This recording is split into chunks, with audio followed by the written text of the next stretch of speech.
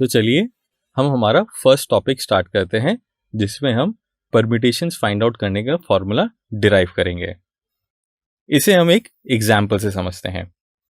माना हमें English alphabet के 4 letters M, A, T and H दिए हैं। अब यदि हमें कोई बोले कि इन लेटर्स से 2 लेटर्स को यूज करके आप कितने वर्ड्स बना सकते हैं, तो चलिए इसे हम डिस्कस करते हैं। तो हम फर्स्ट वर्ड MA बना सकते हैं, नेक्स्ट वर्ड MT बना सकते हैं एंड नेक्स्ट वर्ड MH बना सकते हैं। इसी प्रकार 2 लेटर से बनने वाले रिमेनिंग वर्ड्स कुछ इस प्रकार से होंगे। अब हम यहाँ ध्यान से देखें तो दिए गए 4 लेटर्स में से 2 लेटर्स को यूज करने पर बनने वाले टोटल वर्ड्स 12 होंगे। अब हम इसे फैक्टोरियल की फॉर्म में कन्वर्ट करने की कोशिश करते हैं। सो 12 को 4 into 3 लिख सकते हैं। अब इसे फैक्टोरियल में कन्वर्ट करने के लिए न्यूमरेटर एंड डिनोमिनेटर में 2 into 1 से मल्टीप्लाई कर देते हैं। सो वी गेट दिस, जिसे हम 4 फैक्टोरियल अपॉन 2 फैक्टोरियल लिख सकते हैं। एंड फर्दर इसे हम 4 फैक्टोरियल अपॉन 4 minus 2 फैक्टोरियल लिख सकते हैं। अब हमने ऐसा क्यों किया है, यह आप थोड़ी देर में समझ जाएंगे। अब हम यहाँ देखें तो वर्ड MA एंड AM दोनों डिफरेंट हैं, AT एंड TA भी डिफरेंट हैं, इसी प्रकार TH एंड HT भी डिफरेंट हैं। अब हम एक और एग्जाम्पल से इसे और डिटेल में समझते हैं। हमारे पास 4 बुक्स एंड 4 पोजीशंस हैं। माना ये 4 पोजीशंस ये हैं और 4 बुक्स ये हैं। अब हमें इन चारों बुक्स को इन चारों पोजीशन पर अरेंज करने के टोटल वेज फाइंड आउट करने हैं। तो सबसे पहले फर्स्ट पोजीशन के लिए देखते हैं। इस पोजीशन पर हम इन चारों बुक में से कोई भी एक बुक रख सकते हैं। तो इस पोजीशन को हम टोटल 4 वेज में फिल कर सकते हैं। माना यह बुक इस पोजीशन पर रखी गई है। अब नेक्स्ट 3 पोजीशंस के लिए यह बुक अवेलेबल नहीं होगी। अब हम सेकंड पोजीशन के लिए देखें तो इस पोजीशन पर हम तीनों बुक में से किसी भी एक बुक को रख सकते हैं। अब इस पोजीशन पर टोटल 3 वेज से एक बुक को रखा जा सकता है। माना यह बुक इस पोजीशन पर रखी गई है। अब नेक्स्ट 2 पोजीशंस के लिए यह बुक अवेलेबल नहीं होगी। अब थर्ड पोजीशन के लिए देखें तो इस पोजीशन पर हम इन दोनों बुक में से कोई भी एक बुक रख सकते हैं। तो इस पोजीशन पर टोटल 2 वेज में एक बुक रखी जा सकती है। माना यह बुक इस पोजीशन पर रख दी गई है। अब लास्ट पोजीशन के लिए यह बुक अवेलेबल नहीं होगी। अब लास्ट पोजीशन के लिए देखें तो हमारे पास केवल एक बुक बची है। सो इस पोजीशन को हम एक वे में फिल कर सकते हैं।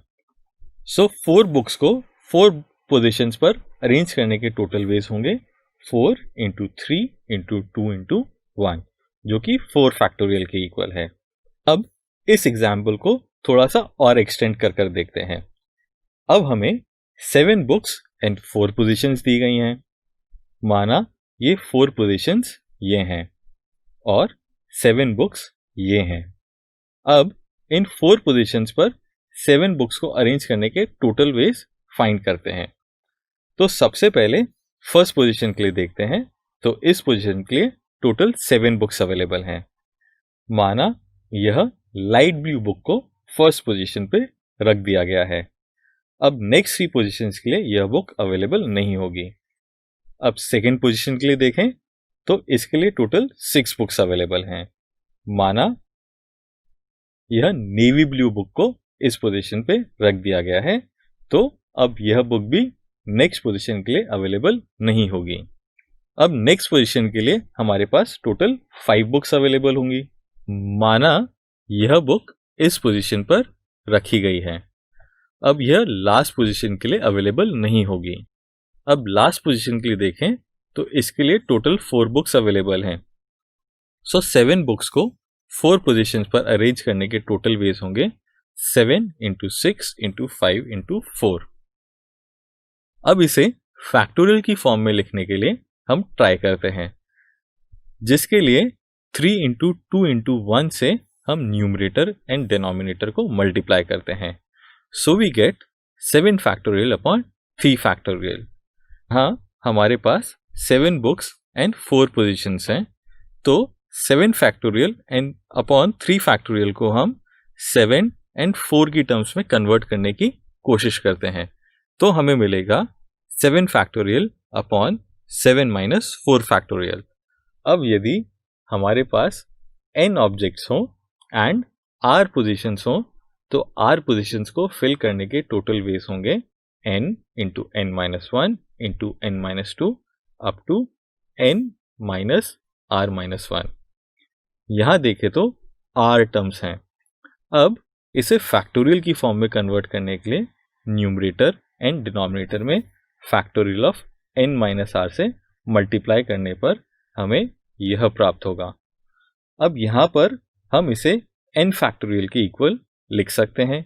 So we get n factorial upon factorial of n minus r, जिसे npr से रिप्रेजेंट करते हैं, अर्थात npr is equal to n factorial upon factorial of n minus r।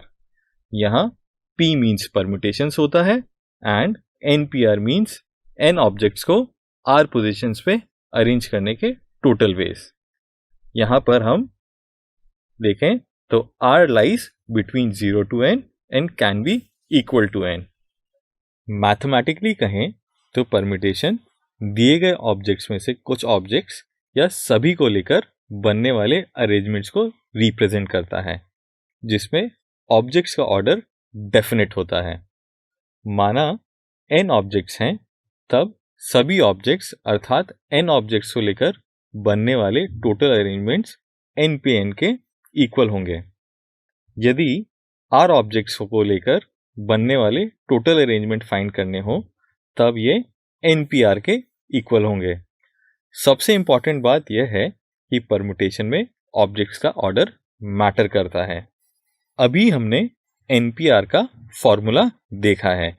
यदि इसमें r is equal to n हो, अर्थात n ऑब्जेक्ट्स को n पोजीशंस पर अरेंज करना हो, तब npn is equal to n factorial upon factorial of n minus n, जो कि होगा n factorial upon 0 factorial, which is equal to n factorial.